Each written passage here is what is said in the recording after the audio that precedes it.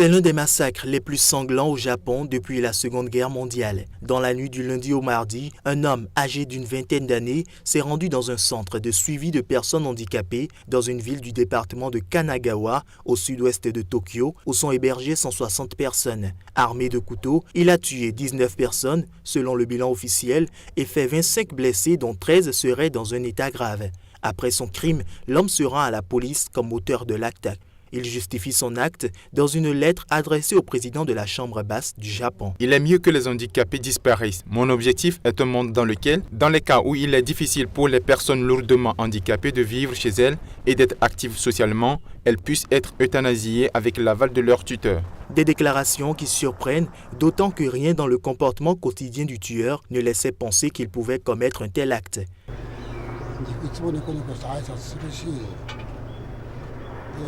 Il me saluait toujours avec le sourire et n'était pas du genre à faire du grabuge ou créer des problèmes dans le voisinage.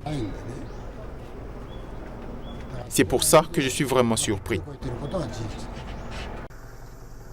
Cette tuerie survient peu après les attentats en France et en Allemagne et alors que le Japon fait partie des cibles de l'organisation État islamique. Le gouvernement japonais a rapidement tenu à préciser que pour l'instant, il excluait tout lien avec l'islamisme radical. Les tueries de masse sont rares au Japon, qui dispose d'une législation de contrôle des armes très stricte et d'un taux de criminalité relativement faible. Mais des déchaînements de violence aveugles et coups de folie meurtrière endeuillent occasionnellement l'archipel.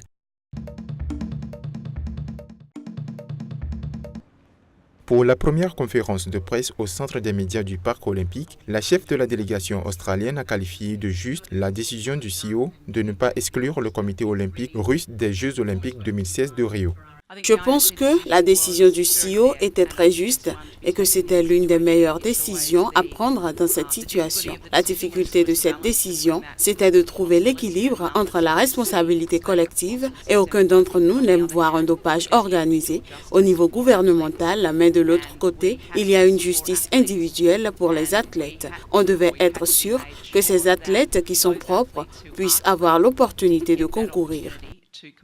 Le village olympique de Rio de Janeiro a été vivement critiqué peu après l'ouverture officielle des Jeux. Les délégations de l'Australie, de la Nouvelle-Zélande et plus étonnant celle du pays hôte, le Brésil, ont refusé de s'y installer. Ces délégations jugent la qualité des infrastructures insatisfaisante. Cette semaine, lorsque le taux d'occupation des appartements a commencé à augmenter à mesure que les personnes arrivaient pour y vivre, à mesure qu'on actionnait les robinets, qu'on allait aux toilettes et on tirait la chasse d'eau, qu'on prenait des douches ou qu'on actionnait les interrupteurs, quand on a commencé à faire ça, c'est là que les problèmes sont devenus évidents avec l'utilisation simultanée de robinets, de douches. C'est là que l'eau a commencé à couler des plafonds et le long des murs.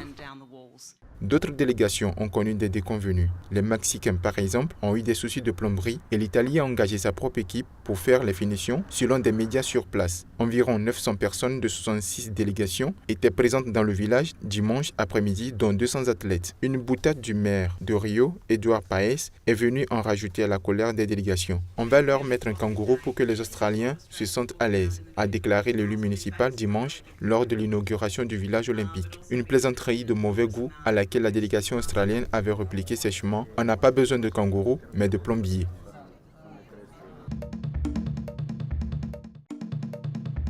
Au moins 13 personnes ont été tuées mardi près de l'aéroport de Mogadiscio dans un double attentat suicide à la voiture piégée, revendiqué par les islamistes Shebab, démontrant une nouvelle fois la capacité de nuisance du groupe affilié à Al-Qaïda au cœur de la capitale somalienne. Vers 9h, heure locale, les islamistes Shebab, ennemis des États-Unis, ont frappé près de l'aéroport de Mogadiscio avec 2 véhicules chargés d'explosifs. Au moins 13 personnes ont été tuées et 5 autres sont blessées dans ces attaques.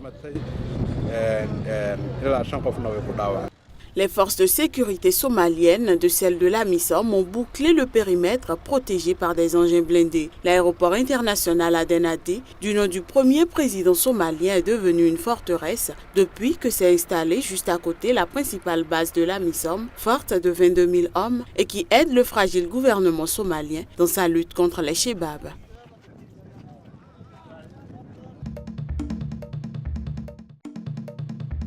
Les jumeaux sud-africains soupçonnés de terrorisme ont brièvement comparu lundi devant le tribunal de Johannesburg avant d'être reconduits en prison où ils séjournent depuis leur interpellation il y a environ une semaine. Le tribunal devait se prononcer sur leur demande de liberté provisoire. Cela fait au moins 2 fois que les frères Tulsi, âgés de 23 ans, passent devant la justice. Le porte-parole d'une unité d'élite de la police sud-africaine a précisé que les jumeaux projetaient des attentats contre l'ambassade américaine de Pretoria et des établissements juifs dans le pays. 2 autres personnes soupçonnées de complicité avec les jumeaux sont encore en détention en attendant leur comparution. L'Afrique du Sud fait office de territoire tranquille comparé aux autres pays africains touchés par le terrorisme. Mais l'affaire des jumeaux vient peut-être mettre au grand jour une menace terroriste latente qui commence à se faire de plus en plus pesante. En 2010, en pleine préparation du mondial de foot, le premier sur le continent, la police avait arrêté 5 extrémistes blancs qui préparaient des attentats à la bombe. Des armes lourdes et des explosifs avaient été saisis, mais plusieurs suspects avaient été finalement libérés. Avant l'arrestation des jumeaux, les États-Unis et la Grande-Bretagne avaient prévenu contre des attentats en Afrique du Sud. Mais la mise en garde n'avait pas été prise au sérieux par les autorités sud-africaines. Aujourd'hui,